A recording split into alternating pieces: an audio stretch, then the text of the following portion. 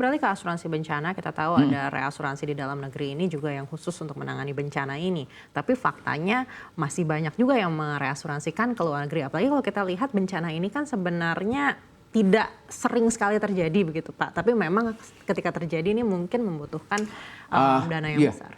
kira-kira 16-17 tahun yang lalu, kami waktu itu saya masih di Kementerian Keuangan, kita berinisiatif lah bersama teman-teman mendirikan khusus reasuransi gempa bumi yang kita namakan PT Asuransi Reasuransi MAIPAK namanya itu.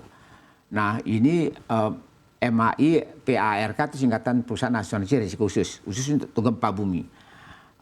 Ya memang ekuitas masih terbatas, sekarang mungkin sekitar masih 800 miliar lah kan begitu. Nah sebenarnya ada kewajiban dari setiap perusahaan asuransi yang menutup asuransi gempa bumi. Umumnya kan ini pertambahan, jadi kalau kita ada sebuah gedung atau rumah tinggal, biasanya mereka kan juga menutup dari gempa bumi. Nah gempa bumi ini diwajibkan sesi wajib ke perusahaan reasuransi yang kita dirikan di MAIPAK. Misalnya 10%, 15%. Nah, ya modal sih meningkat dari tahun 17 tahun lalu kita dirikan 45 miliar, sekarang mungkin ekuitas sudah hampir 800 miliar lah gitu. Tapi tetap saja menurut saya ini terbatas.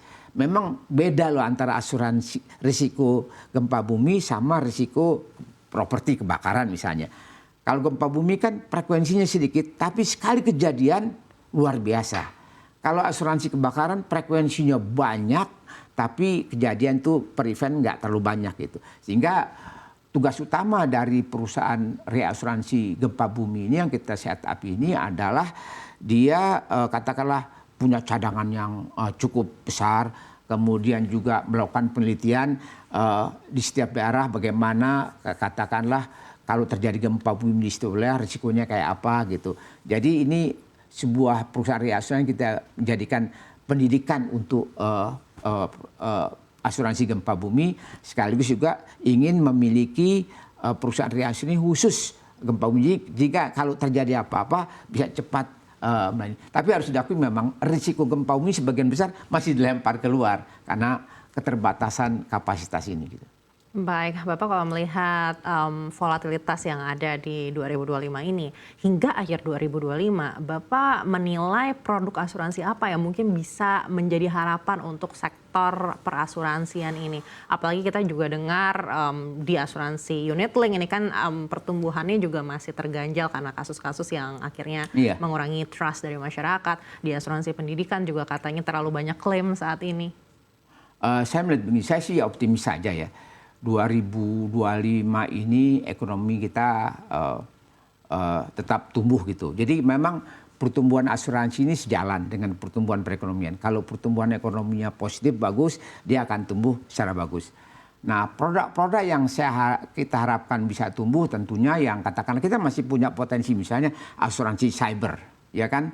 Kemudian asuransi di bidang teknologi yang katakanlah untuk pertanian, ya kan, untuk nelayan, untuk individu personal. Saya sih lebih mendorong begini, yuk kita garap asuransi mikro masyarakat. Karena dari penelitian yang saya pernah lakukan itu, asuransi itu masih dikonsumsi oleh masyarakat menengah ke atas. Yang golongan menengah ke bawah ini masih kurang.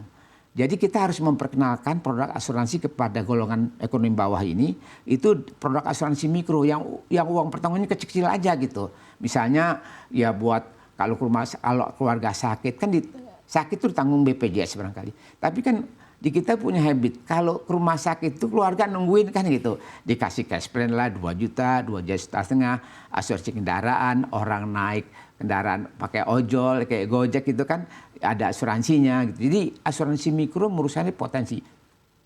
Hanya asuransi mikro menurut saya yang bisa mempercepat pertumbuhan inklusi di sektor asuransi. Di sektor asuransi kalau data saya kan gitu. Literasi itu masih sekitar 30%. Tapi inklusinya cuma 16, hampir separohnya gitu.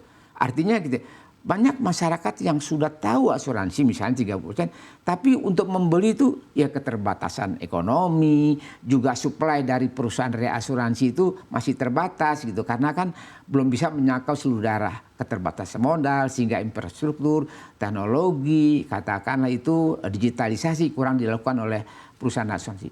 Kalau di asuransi jiwa memang begini, kenapa unit link itu kemarin bermasalah? Karena menurut hasil saya melihat gini, oh banyak dijual kepada masyarakat marginal. Harusnya itu unit link dijual kepada masyarakat kelas atas yang berpikir jangka panjang gitu. Jadi memang gini ya, ini unit link berkaitan dengan inflasi. Di negara yang inflasinya rendah, itu unit link nggak laku. Di Jepang tuh hampir nggak laku unit link. Karena tingkat inflasi rendah, kadang-kadang deflasi. Di negara yang inflasinya tinggi, itu unit link laku gitu. Ya kan? Nah, jadi saya melihat begini, karena Indonesia sekarang inflasinya sudah mulai stabil ya, sekitar 3%, mungkin ekonomi makin turun. Itu sekarang udah perpindahan di pasar ini, dari unit link pindah ke endowment, ke term life gitu biasa, yang jiwa ya. Udah, saya lihat udah mulai itu bergeser begitu. Jadi ya kita harapkan memang harusnya ke depan di negara-negara maju tuh endowment yang unsur tabungan ya, bukan unsur investasi. Kalau unit link kan lebih kombinasi antara risiko dengan investasi. Kalau di endowment kan katakanlah ini risiko dengan tabungan gitu. Jadi ke depan akan bergeser ke arah sana. Jadi menurut saya ke depan ini yang katakanlah saya sih berharap mendorong asuransi mikro harus dikembangkan nih. Hanya itu yang bisa kita meningkatkan inklusi di sektor keuangan. Meskipun katakanlah yang besar-besar, kalau kita bisa punya modal yang besar, barangkali risiko-risiko besar bisa lebih tahan dalam. Potensi kita masih besar sekali kok gitu. Baik, menarik sekali tadi Bapak sampaikan terkait dengan kondisi inflasi mempengaruhi produk unit link gitu. Artinya kedepannya kalau memang inflasi kita akan stabil dan relatif berada dalam range saat ini, masa depan produk unit link di Indonesia ini sudah akan sunset dong Pak? Ya mungkin akan turun ya. Masih ada orang yang saya mau ikut yang investasi. Pilihan saja.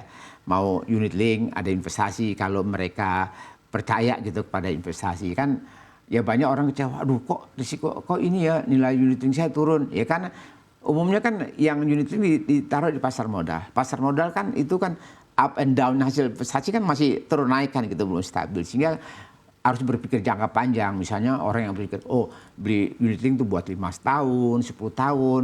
Kalau dia berharap 1-2 tahun laba belum tentu juga kan gitu. Jadi memang harus kita akui bahwa di negara yang inflasinya stabil, rendah, itu unit link akan rendah.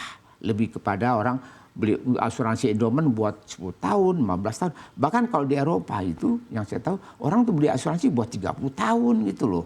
Buat pensiun lah kan gitu. Jaga-jaga kalau ada risiko apa, plus katakan pensiunnya 30 tahun gitu. Jadi panjang buat endowment. Nah sekarang ini pemerintah memang agak empat sih. Udah deh kalau unit link itu jangan panjang-panjang lah. Misalnya kan 5 tahun aja gitu.